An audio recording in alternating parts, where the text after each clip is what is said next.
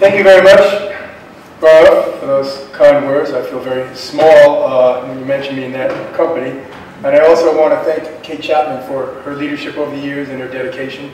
And I'm sorry that Kate couldn't be here to join us today.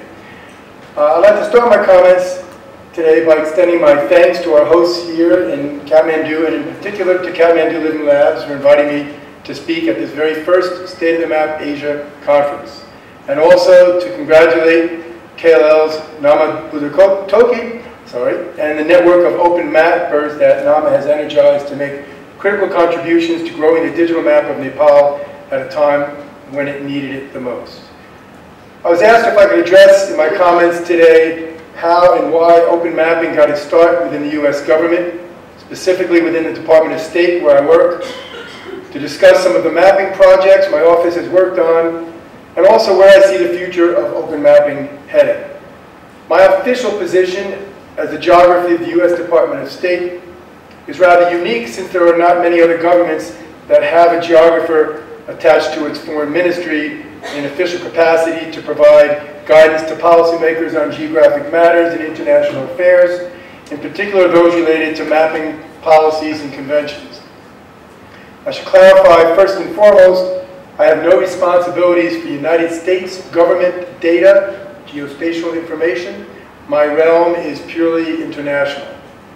But I'm working on many global mapping efforts. I do work closely with a number of other United States government agencies to help define best practices for geospatial information and open data protocols in the realm of international data.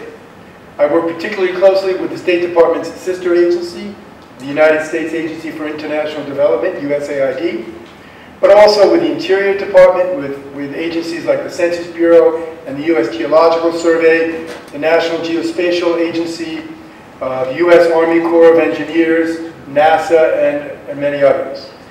My office also works very closely with the United Nations, most recently its Global Geographic Information Management Initiative that promotes the importance of national spatial data infrastructures, or NSDIs, that should be consistently adhered to by all governments. This effort has received a boost recently by the launching of the UN's Sustainable Development Goals, a number of which explicitly call for the application of standardized geospatial data. I want to get to some slides. I'm starting slowly and then building to a frenetic pace pretty soon, so hold on to your seats. So first and foremost, my passion is for maps. And at the end of the day, that is a large part about what my work is about. That is producing maps for policymakers in support of their decision-making processes. I cannot help myself from showcasing at least some of the work done every day by our very talented team of analysts and cartographers. Perhaps I can. There we go. Because usually when I'm presenting, I have maps behind me and I speak about the maps we produce. I'm not going to do that specifically today, but I think it's worthwhile to just see the broad variety of issues that our office covers, where we engage on a whole series of important mapping, data, and policy issues. So I'm bringing you through a very quick tour of some of the types of maps that are produced by the office on a regular basis.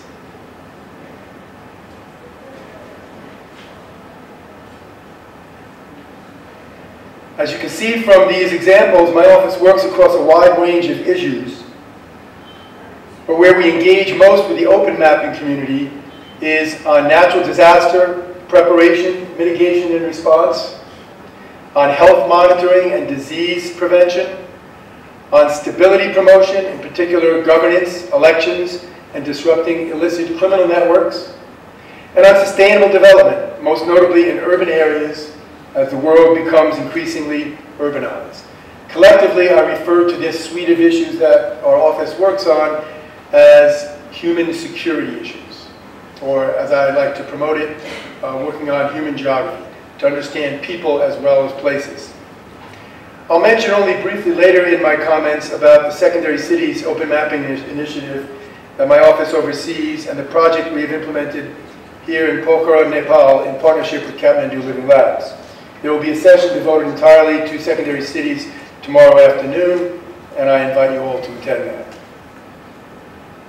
We also engage frequently with the open mapping community on boundaries, which is where my only real authority as a U.S. geographer lies. The U.S. geographer is responsible for how boundaries and names are produced on all official United States government maps. And once we made our boundary shapefiles open and available to anyone who wants them, we actually started getting a lot of feedback from people online who would tell us that boundaries were wrong in certain areas. They would take a snapshot of border markers or features. So we have improved our own ability to define international boundaries by allowing them to be open and getting feedback from people who are actually in the field at the boundaries, who have good knowledge of where these places should be. So there's great value in making the boundary information openly available. So in my position at the Department of State, I've learned that good mapping and supportive decision making these days requires three very straightforward factors at a minimum. First of all, good data. Second of all, effective visualization. Very frequently when we try to brief maps to our senior policymakers, if there's too much information on the map, they won't be effective. By the same token, if you have to go through too many clicks in a map, they won't be effective. So we have to try to figure out how to make best use of the data in a very brief, usually one-shot image. And the third, I think, basic factor is transferability of the map data, or interoperability. They need to be shared.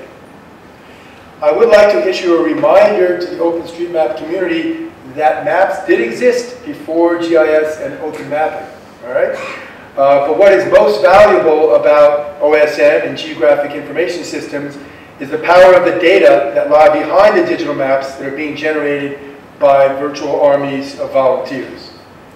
So we need not to rush into thinking that locations are not mapped at all just because there are no digital signatures.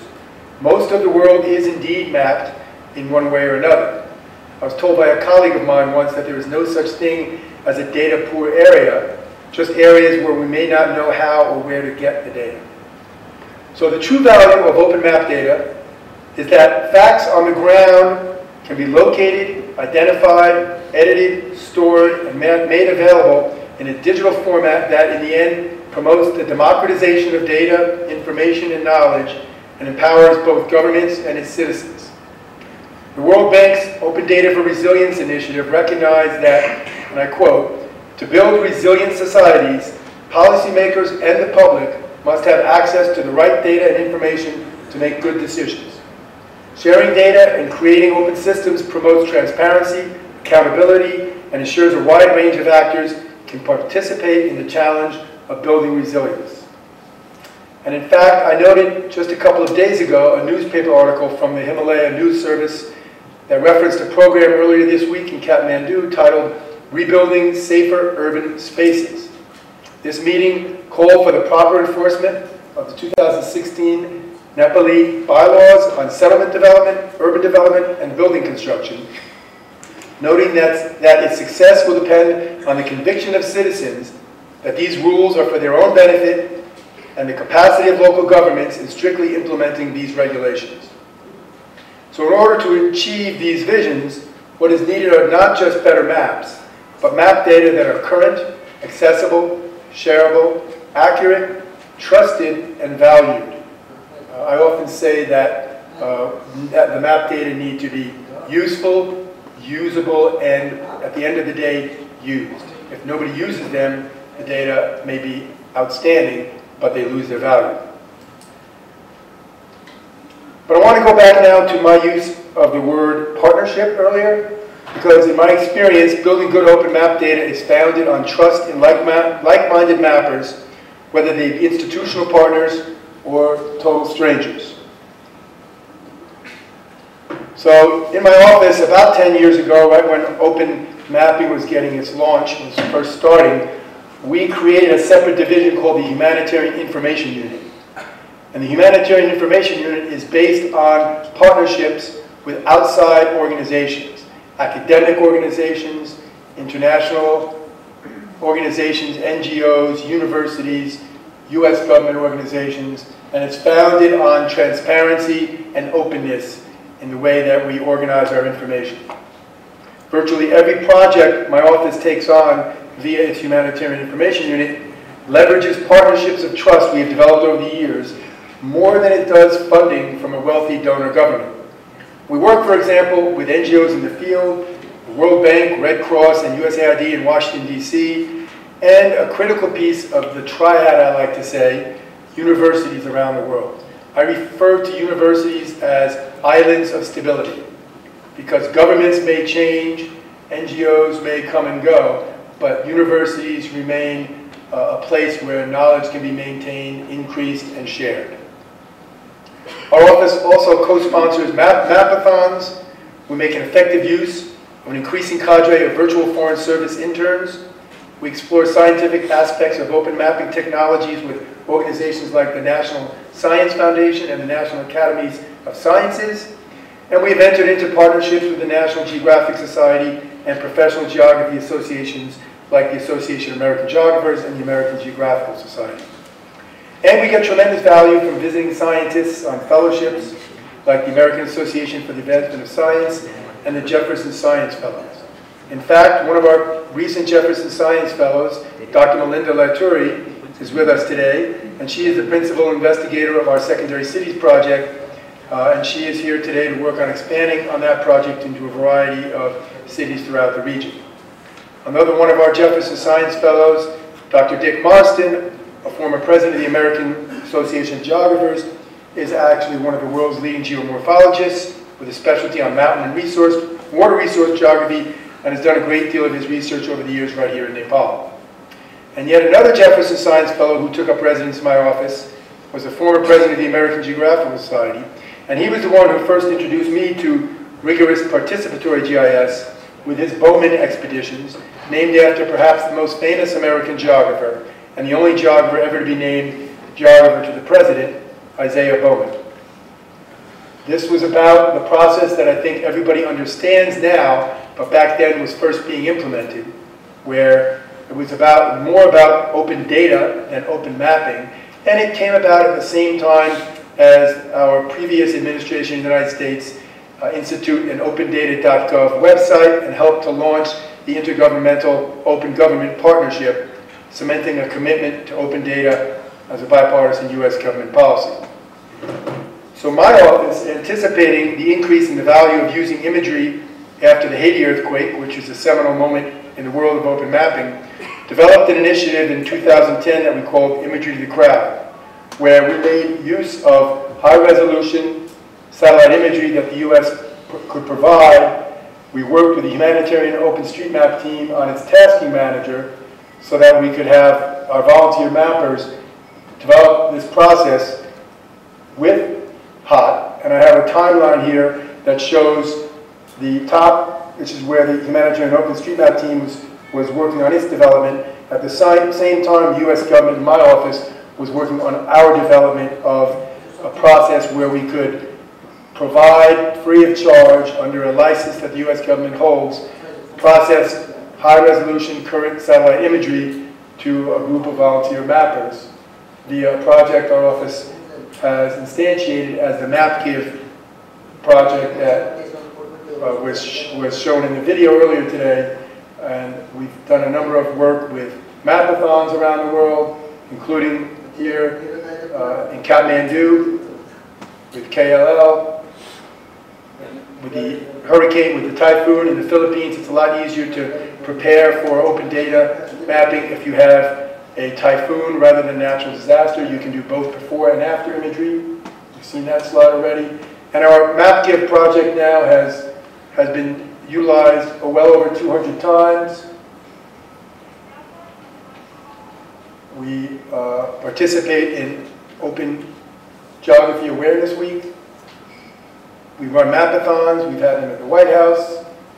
I will not talk about the Secondary Cities project because Linda Latourie will talk about this tomorrow. We have a very successful project in Pokhara. And of course, we joined with literally hundreds of thousands of volunteers around the world to help respond to the earthquake here in April of 2015, where you can see in just 3 days how much data were added just in Kathmandu Valley outskirts via the imagery that was provided through humanitarian OpenStreetMap team, tasked and manager. These are the type of maps our office traditionally puts out, but I like to say that this community shouldn't pat itself on the back too much for saying that what they do in natural disaster response saves lives. But in this case, in the Nepal earthquake, indeed, we got information from mappers in the field that, and others, volunteers, that there were trekkers that were trapped. We provided high-resolution satellite imagery in the exact areas, and it helped first-time responders to save them. I just said people shouldn't be patting themselves on the back. I'm patting myself on the back right now. And the explosion in imagery, the explosion in volunteers has led to the explosion for really being very careful in how we manage the tasks that are required in terms of knowing what scale we need, what exactly we're looking for. And this is my last slide. I believe I've just hit my 15-minute mark, but if you can allow me 1 minute to go through my summary of how we best get and use good open map data. Has to be from the ground up, but it also has to be partnered with top-down imagery. All right, we have to, as I just said, know the appropriate scale. I'm agnostic as to whether it's open data or free data or authoritative data. It has to be good data. That's what I'm most concerned with. A lot of times we get concerned with filling holes in a map, and in doing so we rush and we get bad data into those holes. So how do we get good data? I've already said the useful, usable, and used. Sorry. Partnerships are important, whether they be open and voluntary, participatory GIS, or based on a community. And we need to work with the triad, always, of local government, NGOs, and universities as islands of stability. Innovation is increasingly from volunteer technical community in the private sector. Governments are no longer leading the charge in mapping like many governments did a decade ago. So we need ways also to provide quality assurance and quality control and tools to automate this, to verify, and at the end of the day to analyze this information. We know we need to do a better job of communicating our results in clear language to policymakers and decision makers. And most importantly, we need to incentivize volunteerism. After a natural disaster, lots of people volunteer, but then this community tends to move like amoebas to the next disaster. How do we keep that information current? We need to find champions. My office uses satellite imagery as an incentive, but most importantly, we need to incentivize the next generation of open mappers, which is why I wore my Youth Mappers t-shirt today. Not exactly Superman, but if we can... We're not Superman, but if we can galvanize the next generation, then we'll at least have super maps. So I'll put my cape on now, and I'll be here. Thank you very much.